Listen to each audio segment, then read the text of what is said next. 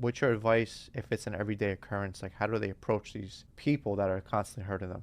I think let's make a distinction. Everyday occurrence of pain and the need to forgive and holding bitterness and resentment is different than people that are still actively in your life that are hurting you every day. So Okay. I have two different answers to that. So let's deal with the one first, right? The one we've been talking about, which is someone hurt me. They're no longer in my life, but I have bitterness and resentment. It's just that everyday surrender to God, acknowledging, God, I'm struggling with this in one hand, and in the other hand, Holy Spirit, give me strength to do what I can't do in myself. That's the everyday commitment. And maybe sharing it, maybe a third thing to do is sharing it with accountability in your life so that they can intercede on your behalf, right? And pray for you and support you. And I think that's important.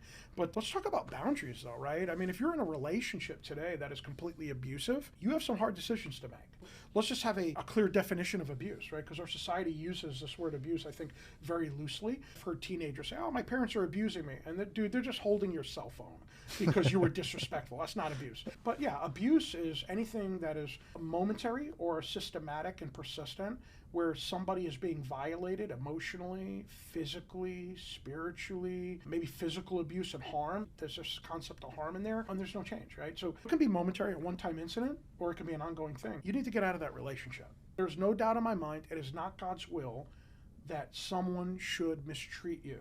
If somebody's sexually abusing you, if somebody's physically abusing you, you need to get out of that relationship and get to a safe place as quickly as possible and pray that God gives you the strength to identify that. Share that story with somebody. Share it with your pastor. Yeah. Share it with your counselor. Share it with people at school, meaning your principal or your teacher.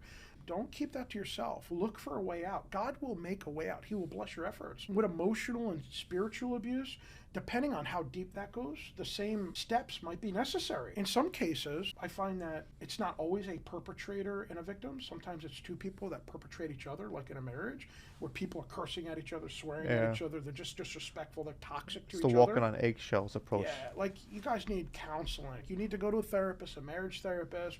You need to get help before you destroy each other. That's my suggestion. And if you're in doubt as to how bad it is, talk to a mental health professional about it. Talk to your pastor about it.